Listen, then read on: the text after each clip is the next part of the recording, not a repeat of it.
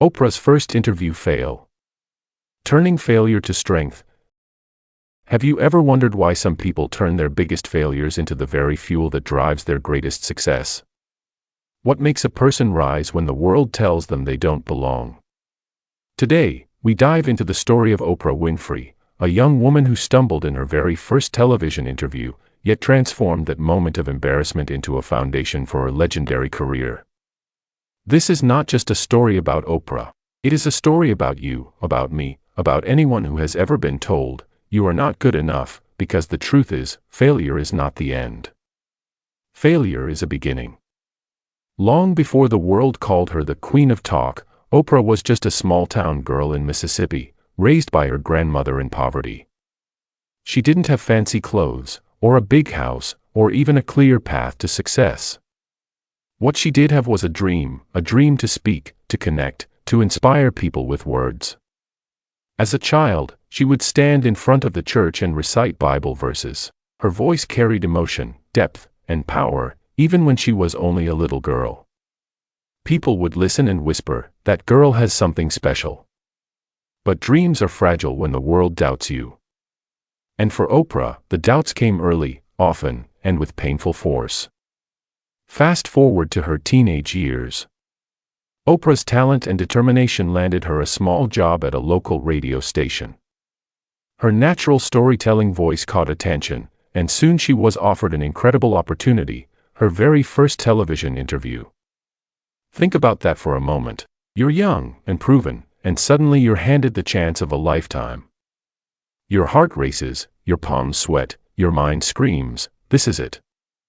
Don't mess it up." Oprah felt exactly that pressure. And then, it happened. The cameras rolled. The lights burned hot on her face. She sat across from a guest, ready to prove to the world that she belonged on television. But instead of confidence, nerves took control. Her questions stumbled. Her timing was off. The guest looked confused. And the producers? They were unimpressed. When the interview ended, Oprah felt it immediately. She had failed. The whispers behind the camera said it all. She's not cut out for this. And soon after, the station confirmed those whispers. Oprah was told she didn't have what it takes to be on television. She was demoted, reassigned to a lesser role, a role that many would consider a dead end. Can you imagine the heartbreak? Your dream placed in your hands, only to shatter in front of you. Most people would give up at this point. Most people would walk away, saying, "Maybe they're right. Maybe I'm not enough." But Oprah wasn't most people. Let's pause here for a moment. Because this is the turning point of the story, and maybe of your life too. Every one of us faces rejection. Every one of us has moments where the world says, "No, not you." But the question is, what do you do with that rejection? Oprah chose something powerful. Instead of letting rejection define her, she let it refine her. She cried. She felt the sting of humiliation. But she also asked herself, "What can I learn from this? How can I grow?" That question, that shift of perspective, was the seed that would grow into her extraordinary success. When the station moved Oprah off the anchor desk, they didn't fire her completely. Instead, she was transferred to a daytime talk show role, a position that, at the time, was considered less prestigious. Some saw it as a punishment. But life has a strange way of disguising blessings as setbacks. Because in that space, away from the rigid world of hard news, Oprah discovered something extraordinary. She didn't have to pretend to be someone else. She didn't have to deliver lines like a machine. She could be herself, warm, emotional, authentic. And suddenly, something clicked. Her natural empathy became her superpower. Her ability to listen deeply, to feel people's emotions, to connect heart to heart, that was the gift she had been given all along. The very place she thought was her end became the soil where her true talent blossomed. Now, let's imagine this together. If Oprah had never failed in that first interview, if she had been good enough for the rigid anchor role, would the world have ever discovered her real gift? The answer is likely no. Because she would have been trapped in a career that didn't align with her true strengths. Her failure became her redirection. Her rejection became her protection. This is the message that lives inside her story. What feels like the worst thing today may be setting you up for the best thing tomorrow. From that humble start on daytime TV, Oprah began to grow. Her audience felt something they hadn't felt before. They felt seen. They felt heard. They felt like they mattered. The producers noticed it. The ratings proved it. And soon, Oprah was given her own show, The Oprah Winfrey Show. The rest is history. Her show ran for 25 years, reaching millions across the globe. She became a billionaire, a philanthropist, an icon of hope and empowerment. But none of it would have happened without that very first failure. Now pause for a second. Think about your own life. Think about the times you've stumbled, been rejected, or been told, you don't belong. What if, like Oprah, your failure is not a wall but a doorway?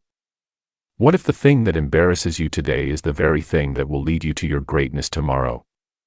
The truth is, failure is never the opposite of success. Failure is part of success. Oprah once said, "Failure is another stepping stone to greatness," and her life proves it. Oprah's story teaches us something deeper than just, never give up. It shows us the unmatched power of authenticity. In her failed interview, Oprah tried to fit into the mold of what a television anchor should be. She forced herself into a role that did not align with her natural gifts. And that's why she stumbled. But when she stepped into authenticity, when she spoke from her heart, when she listened with compassion, when she showed vulnerability, suddenly everything changed. Her failure wasn't because she lacked talent. Her failure was because she hadn't yet discovered the courage to be herself.